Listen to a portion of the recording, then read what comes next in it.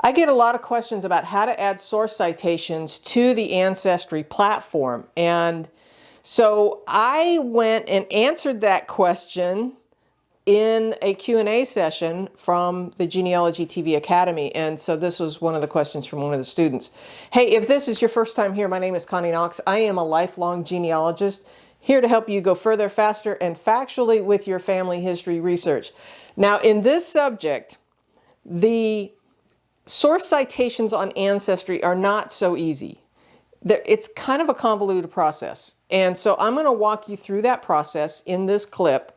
And then I'm going to show you my way, a whole lot easier, to add source citations. Because at the end of the day, all we really need to do is add a source citation so that people know where we got this stuff from. Especially if you're uploading your own documents or your own photographs to the Ancestry platform, you really kind of need to source it so that people know where it came from. You know, like you took a picture out of a book or something and then you uploaded it. We'd like to know what the name of the book was so that we can go find that information, because we may have more ancestors somewhere else in that book. You get the idea. Let's jump over to the computer and take a look at that clip. I find to be probably the worst part of the Ancestry website is to how to add a source, because it's convoluted. And so let me go here and we'll say add a source. The reality is this is a 3-step process. And when I first started doing this on Ancestry, I thought, this is the most cumbersome, obnoxious. They could so do this easier. Here is what you have to remember is this is the citation form. But in order for us to create a citation, we need to have a source. So I'm going to right click. I'm going to open in a new tab, the source form. So now we got to create a source. Well, we also need to have a repository. And if we don't already have a repository in there, we have to create a repository.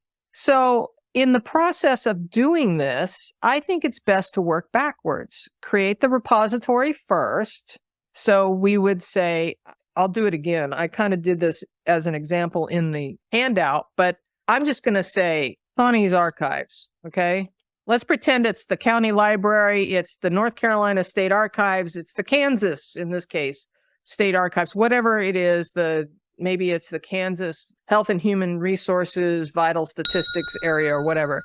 You put in all of this information. You do not have to put an email and phone number in there or a call number, quite honestly. And then you hit Save Repository. Okay, so now we've got the repository done.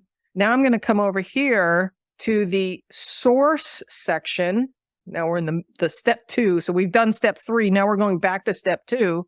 And we can say Connie's Archives. You can see where I've done this a couple times. Wherever Connie's Archives. I may need to refresh this page. But let's say that Connie's Personal Archives is the repository. And we would fill out all of this information. And then we'd hit Save That Source. And it got mad at me because I didn't fill in something, but you fill in all of that pertinent information. Now we can create the citation. The citation has the details. This is why I don't like this whole system, quite honestly. It's just a pain in the butt. So then you could go, okay, now I can go and create you can see where I've done it a bunch of times, but I just don't like it. So then we fill out that source, we fill out all this information, and then we add what facts this pertains to. Maybe it's the, marriage date and the name, and then we hit submit after we've already filled in all this information. And then, so if we pretend we've done that, then it should show up in this list. In fact, I think my example is still down here. Connie Knox as a source was what I had used when I was creating that handout. And so I even spelled test wrong. But you can edit the citation as well and go back to this and add that information back in and fix it.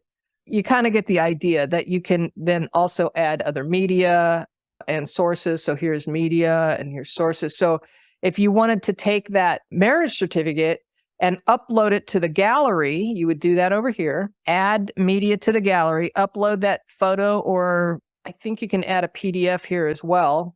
I think you have to do that as a story. I can't remember exactly. And then you can attach the source to that piece of media. So that's the hard way to do it, in my opinion. That's the way the Ancestry source button works. The way I like to do it a lot of times is I will create a source citation like I did here using Elizabeth Shown Mills style, but you could just create your own, what it is, where it is, when it was, and all that. I would copy this.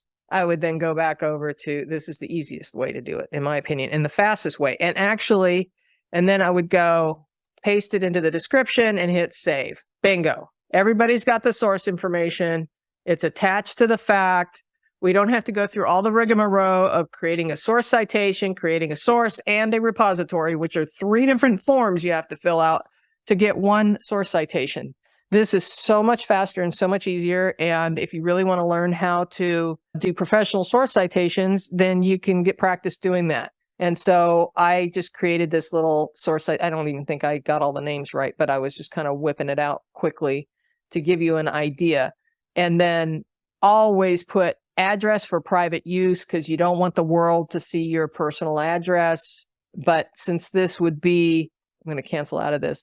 This would be my tree. Anybody, if it's long as it's public, they can get to me anyway. So they could just go and find me through my, portal on Ancestry and go, hey, I would love to learn more about that marriage certificate. And so hopefully I managed to answer your question, Miss Linda.